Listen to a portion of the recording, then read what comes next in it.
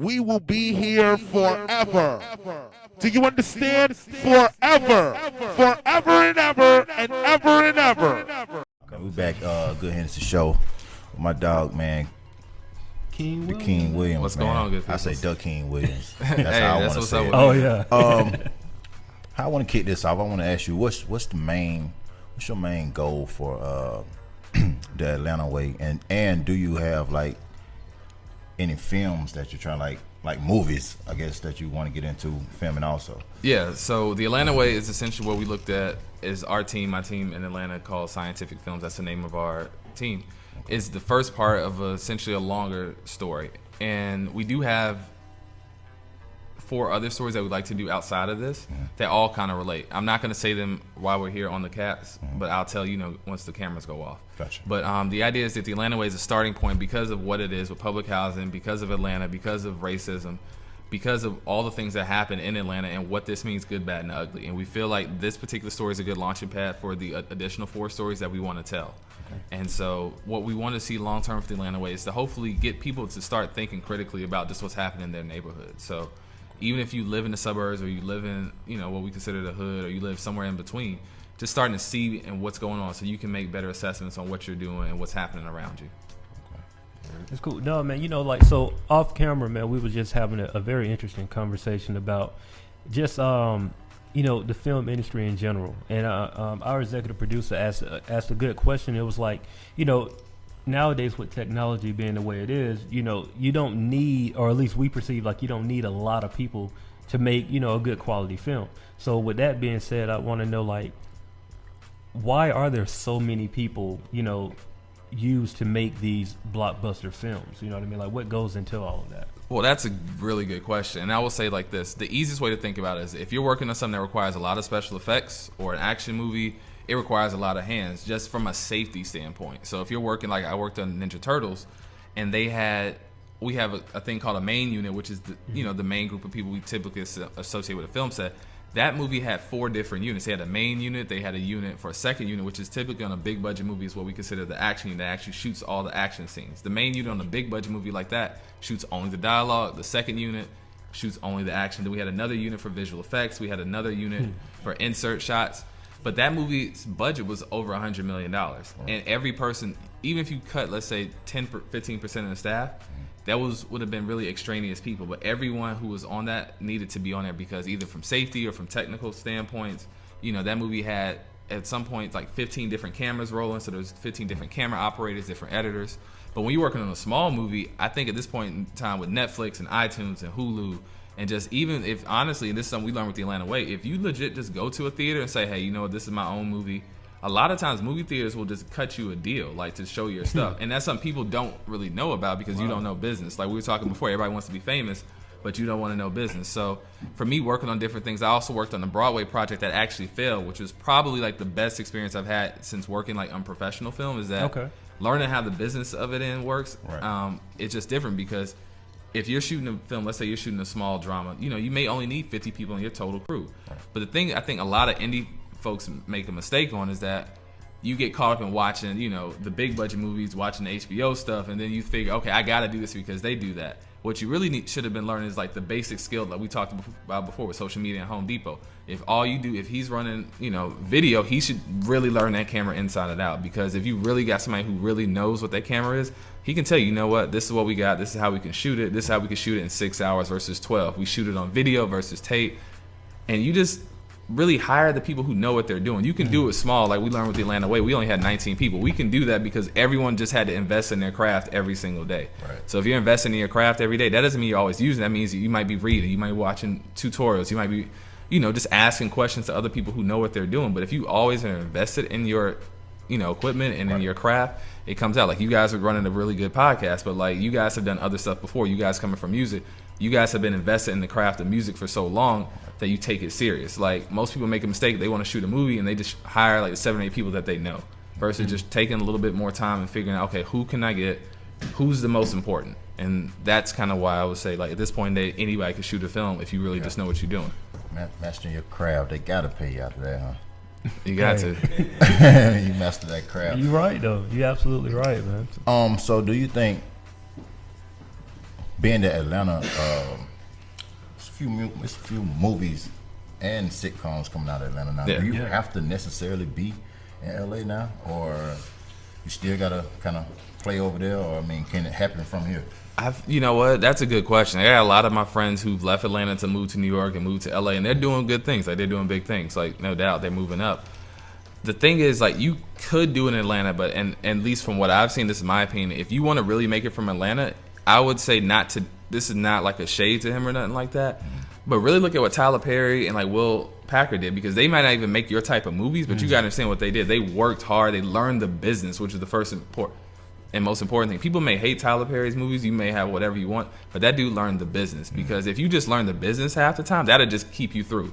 Like, Tyler Perry's been in the movie game now 10 years. Like, people forget that 10 years. You may not even like any of his movies, but 10 years of just knowing basic business gets you in there. So, For real. I mean, so if you're going to come out Atlanta, you got to have a sure plan. Like, it's really hard to get, like, on film sets and get stuff like that, but we have more agencies moving. Like, and so agencies, if you're an actor or actress or director, usually is how you get a gig. So if you're in LA, what happens is, let's say Jay Good is coming to LA. He's a new director. You're a new writer. So what happens is, your agent that you sign or whatever, your agent is supposed to then go to all the other, like, television networks, advertising agencies, companies, and say, here, this is Jay Good, and these two guys are part of this thing called GoodHenneC. Good, and they want to just shoot different types of things for black audiences, or any type of fans. Your agent's supposed to then pitch that to 15 other agencies around town. So when you go to a pitch meeting, what people talk about in the pitch meeting, if you have a good agent, your agent ain't just pitching ABC. Your agent is pitching ABC, Warner Brothers, Time Warner, every subsidiary there. So a real agent is probably email 150 people, schedule 25 or 30 meetings, because when your real agent is working for you, that's how they get you work. It's all about the relationships. And the thing with people in Atlanta don't really understand is they just so intent to, I got to get on set. It's like, nah, get you that agent first, because that agent's going to work for you. Because as much as we talk about people, like certain people who work and things like that, when Kevin Hart has a movie come out, I can see his agency has gotten better. They got him to cover the Hollywood Reporter. They get him, to have his trailers ran between the Oscars. You're not getting that unless you got an agent and you learn the business. Your agent is like, okay, Kevin Hart is this why he's hot. He can sell 40,000, seats a night. He sold $4 million on his last DVD. His last movie only had 300 theaters, and he booked out all of them for 7 or 8 weeks. That's why I think people in Atlanta, you can do it, but you got to look at what the big guys are doing and saying, okay, how can I get that from Atlanta? So that's going to every filmmaking event, getting on these TV shows. But instead of just being content with it, then getting your agent, the moment you book that TV show, even if it's a guest appearance, automatically get your agent to then say, all right, can you book me on the next thing. Right. Like, immediately. Don't even get complacent. The moment you get that first yes, it's automatically book that second one, and then book the third one before you even step foot on it. It's like constantly working, you know what I mean? Yeah. Is that I got you, man. I always wondered, like, I started watching the show Entourage, and I was looking at couple of pieces on it, and I never really understood it, because, like, coming from the music world, a producer is something totally different. And so if you could kind of break down those main roles, like, what's an executive producer, what's a producer, what's a director, what's a writer, you know what I mean? Those levels. Let's do it like this. So I'm gonna keep it real with you. Typically nowadays, like, if you look at all the great movies from back in the day, but nowadays when you see executive producer, that majority of the time, we'll even say 50% of the time, is someone who put the most money up, or someone who brought the biggest star. That's not to say that there's not, because there are a lot of legit exec producers who just produce the movie. And so a producer, we talk about the first main person you need to know. The producer is the person who essentially brings in the money on the film. They bring in the talent.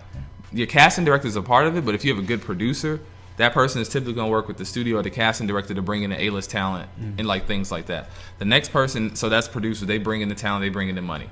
The next one is the director. We kind of obviously know who the director is. That's pretty straightforward. The next one is the writer. So we know what the writer does. The main thing with a writer, though, that a lot of people don't know is when you get in agencies booked, and if you're trying to book yourself, have scripts for both TV, have scripts for commercials, and have scripts for film, because those are 3 different things. There are some people who only, direct commercials, and there's some people who they may only write commercials, but those things pay really well. You may never have a big name, but we talking about being famous. Yeah. more of your commercial directors are the ones really eating versus like your guys who would keep trying to swing from that home run. It's better to have that guy who's going to keep getting that base hit every single time versus you know, you only 20% because you always swinging for the home run. Yeah, absolutely. And so that's, you know, that's how I look at with writers and directors. Like sometimes people want to be the big guy versus being like the guy who can really just consistently, you know, eat. Then the next one obviously is our actors, so everyone knows what the actors are. The one person I will say that no one ever knows, who is the most important person on the film set that no one ever knows, is called a UPM. A UPM is called a unit production manager. Okay. The unit production manager is essentially the person who's over the actual film as it's happening. So think of them as like the CEO. So imagine if we're shooting the next Tyler Perry movie. We'll just use that example, like Tyler Perry's whatever. The UPM is the person who actually has to make sure that one, everyone is hired, everyone shows up, all the equipment shows up every single day, that it's not getting stolen. That person gets paid more than anyone else below the line. So we call that your writers, producers, directors are above the line. So those are the people who get those real, you know, big 300, you know, 20, $30 million checks and things like that. But the UPM consistently is going to drop bread. Like if you want to just solely make it for the UPM, they make the real money out of anyone else on the set because they have to control and run everything. And so a lot of times, like I've worked on movies in particular, like this one, The Wolf of Wall Street, Richard Barada. He's worked on every single Spider-Man movie. He's so much in demand. He actually is more important for people to hire Richard Barada than sometimes they hire another director because they understand that this guy can manage this particular production. He's worked on every Spider-Man movie, so that's a $300 million movie. So when you call him, you got to put him on retainer just to get out there, even if your movie doesn't work. And so, so that's what I'm saying. Like, so again, that's what we call the UPM. Those are the people who really run the set, and the other person is the AD. So I was lucky to actually essentially be around two great ADs, which was on The Wolf of Wall Street again, which is a guy named Adam Sumner. What's AD? What is AD is assistant director. Okay. And I didn't have much time because it was a big movie to really interact with him as much. But he is Steven Spielberg's right hand man. So the assistant director is the guy who actually runs the film set. What people don't really actually know is that they see the director, and the director technically only works with the actors. Now, some great directors and some more hands-on really just like to work with everyone.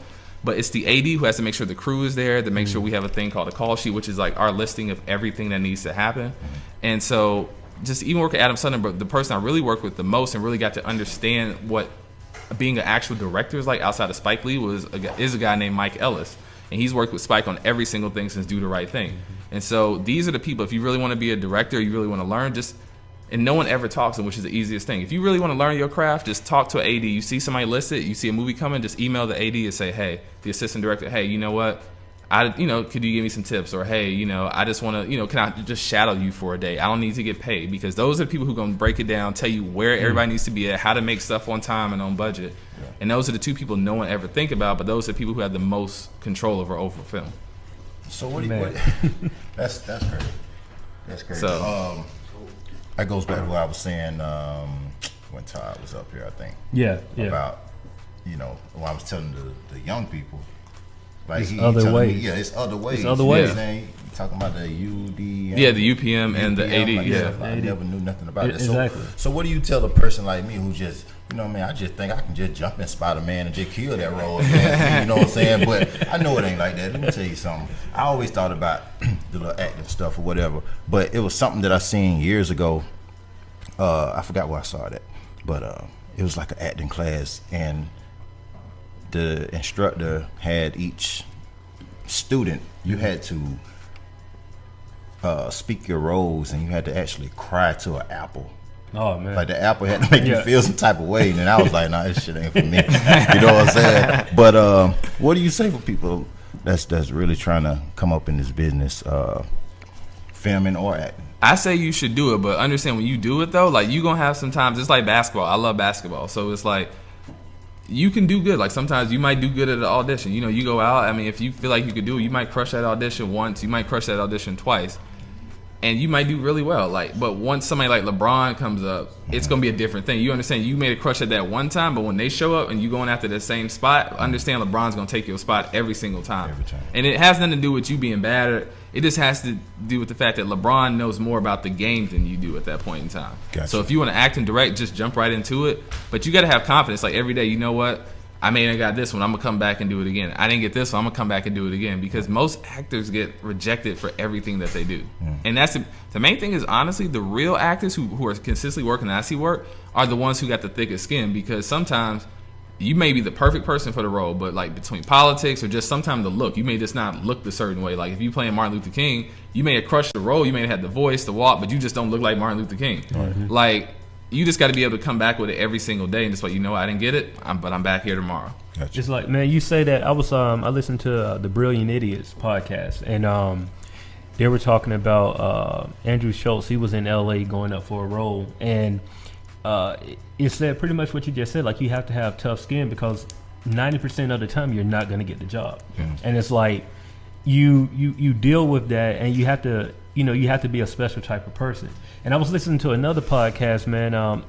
The guy, what's his name? Like Romany Malco or something. Yeah. He was saying that for him, he came into the game already with money, so he was able to say no to certain things. Like sometimes when you come into the film world, the jobs that you are offered are pretty crappy. Yes. You know what I mean? It's like crappy roles as an actor. And so he said with him coming in the game, he already had money, from other businesses. He was able to say, no, I don't want to do that role. I'll keep going. I'll keep auditioning until I get something better. And it's like, he didn't have to play that role where he was a waiter.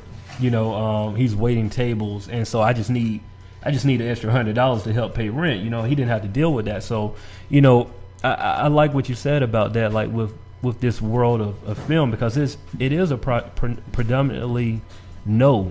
When you're in front of these people, you know what I mean? I guess because you're dealing with their money at the end of the day, right? Yeah, it's not even their money so much as at a certain point in time. Like sometimes it's just their ideas. Like people like this is a whole nother podcast. We ain't gonna get into it. People always talk about they make the same 7 or 8 movies or why they don't cast this. People are talking about like this past year the Oscars so white. It's like you gotta understand like people who've been in them positions to actually say yes or no have been in them positions and have been pushed over, looked over for years. So by the time they get there, their minds are already hardened on what they think works and what doesn't work. Right. So again, you can have some people who like why the internet's blown up is because so many people who just ain't or could never be a part of that. It's like, you know what? I got an idea. I'm gonna do it anyway.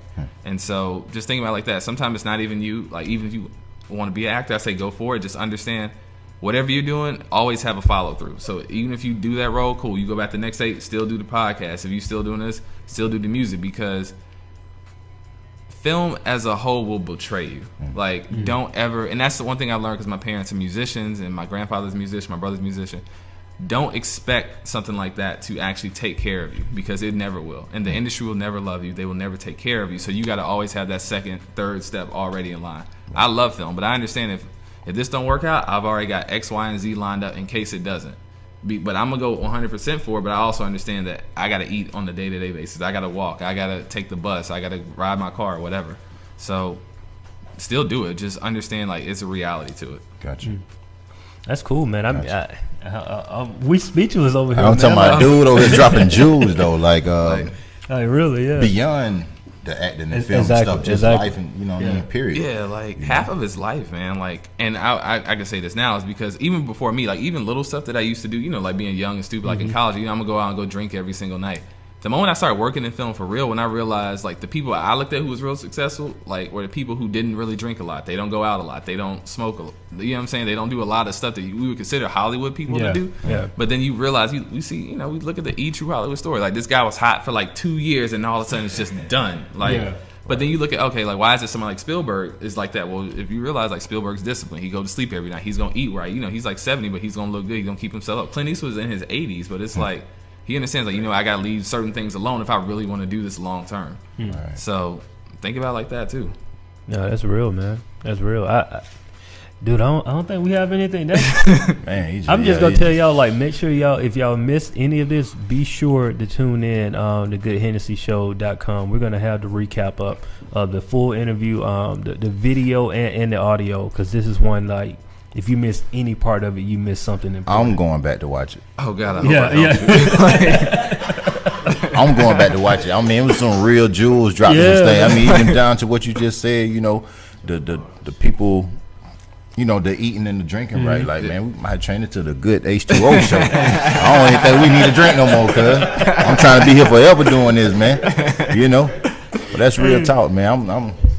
Yeah, definitely. I was so worried. I was like, man, I hope I have, I can hopefully. Man, you held it bro. down. I ain't even. Good. I'm over here writing questions. I'm writing my questions down because I couldn't. I was just so engaged in conversation. Man. I can tell you're focusing on your job. Yeah, I do want to say before, you guys let me like.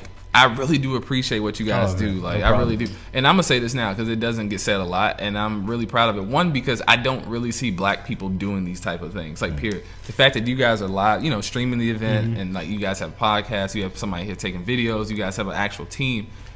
You don't understand how much that means when I work in, like, those industry, like, things, and I just don't see other black people. I don't even see, like, a black janitor. So, like, the fact that you guys are, like, actually here and, like, actually you have a good setup, you started, and, like, you have, like, a professional attitude, you are doing, like, really quality content, it means so much to the people who haven't seen your work yet. And I say that now because so many, like, of the other kids coming up, some of the other executives, like, casting directors, whoever, this means more, and that's why I love doing these things because it shows a different side of what black culture is and what, like, black businesses. And I really want to say thank you guys for having me. Yeah, thank you, man. We appreciate it. Those some kind words, man. Like, sure. We accept those. You know what I mean? Because like a lot of times, especially in this industry, you really don't get that a lot. Like, not that's just all. real. Like, you really don't get that. People are kind of, everybody's trying to stay ahead. So it's like they don't have time to thank somebody or give them some accolades because they trying to get them themselves. So you don't hear that. So I can speak for it, but I know Hennessy feel the same way, man. Like, we really do appreciate those words. Especially coming from a future billionaire, you know what I'm saying? There you go, man. Like there himself, you go. I already know it's gonna happen for you. Yeah, he's there, man. Know. Claim it. There you go. Claim it, man. Well, hey, it's the Good Hennessy show, man. Like, this has been a dope episode. Like, if y'all haven't watched anything, like, make sure y'all watch the recap because, like we said before, there are some jewels in here that you can take. Whether you want to be in film, you want to be in music, or you want to just do well in life, I think it's something that people can take from this episode, man. Even if you want to be a black janitor on the set. Hey, the thing is, it's like, a high demand for that. It's high demand, and you know what? People, you said that. I know you've been, you've been silly with it, but like at the end of the day, like, we can think further than that. Like, you can actually own out. Like, there's not many black janitors have that business, and boom, let's insert this in the whole thing. So it's levels to everything. Like, some people hear that and be like, man, I don't want to be a janitor, but like, there's some janitorial businesses right here that's working for some major corporations that's making some bread. Right. And I like seriously making some bread. Like, we only think janitors cleaning up don't make money. Don't be fooled. Right. It's somebody that's paying those salaries. You know what I'm saying? So true that. Definitely want to get that, man. But hey, bro, we appreciate you coming through, man. Yes, like, sir. Thank you. How can people contact you if they want to ask questions or interested in Atlanta Way, the film, and everything else? If anyone wants to reach me, they can reach me directly, usually on Facebook, Instagram, Twitter. It's I am King Williams, IamKingWilliams. Again, I am King Williams. And if you want to check out the film The Atlanta Way, it is The Atlanta Way, TheAtlantaway.com. It's the same handle on everything. So The Atlanta Way at Facebook, at YouTube, at Twitter, at Tumblr, at Instagram. It's all the same thing. So, again, I am King Williams or The Atlanta Way if you want to reach us. Dope, man, dope. Well, hey, I'm Jay Good, straight out the den. You can follow me on Twitter at STR8, OUTDADEN. Jimmy Hennessy, JIMMYHENNEC, and also follow the Good Hennessy Show at GOODHENNEC Show. Right? And we are on Live Hip Hop Daily.tv. Some music is playing. It's all good. That's the AtlantaWay.com, by the way. Y'all check that out. I'm checking it out right now. You're looking at the website as we go. Cool, man. Hey, well, we out, man. We appreciate y'all tuning in, man. Be sure to check with us next week. We got another special guest in the building. All right, cool.